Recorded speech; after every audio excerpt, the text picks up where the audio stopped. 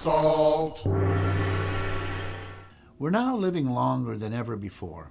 In fact, one of the fastest growing segments of the U.S. population is now people over the age of 85, who are expected to reach a full 20% of the population in another 25 years.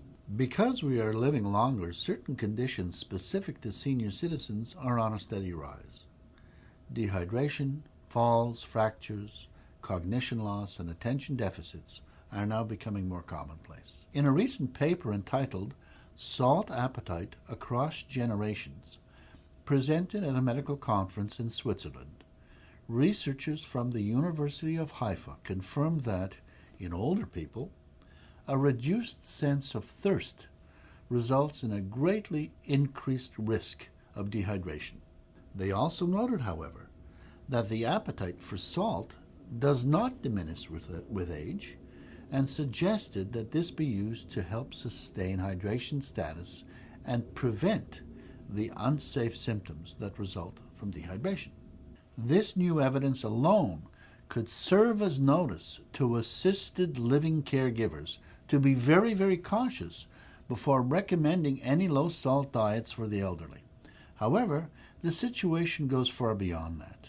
In older people, mild hyponatremia is the most common form of electrolyte imbalance in the blood and has been associated with walking impairment, attention deficits, and a much higher frequency of falls.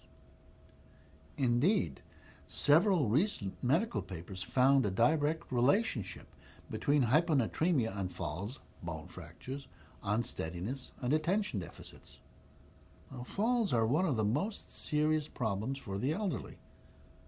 About 30% of people over the age of 65 fall at least once every year. Fall-related injuries in the elderly are associated with numerous psychological and physical consequences and are a leading cause of death and disability. Falls are also associated with bone fractures in 6% of the cases, and with hip fractures, death can occur from resulting complications. More than 5% of all hospitalizations in people over 65 years of age are due to fall-related injuries.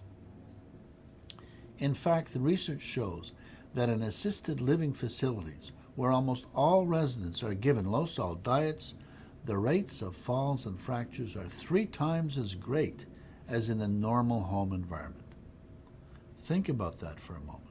Mild hyponatremia in the elderly is no longer considered as a simple, non-threatening condition. Evidence clearly points to significantly increased attention deficits, loss of cognitive function, increased falls, and fractures. A cascade of conditions resulting in a highly diminished quality of life and a reduced lifespan.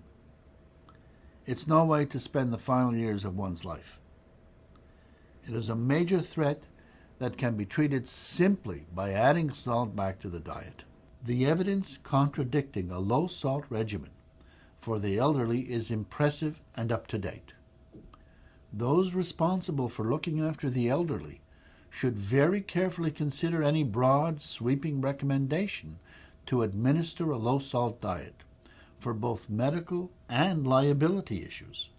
Check with your doctor and you'll find that a well-balanced diet, complete with salads, vegetables, and fruit, is the best approach to ensuring a healthy and an active retirement. Salt.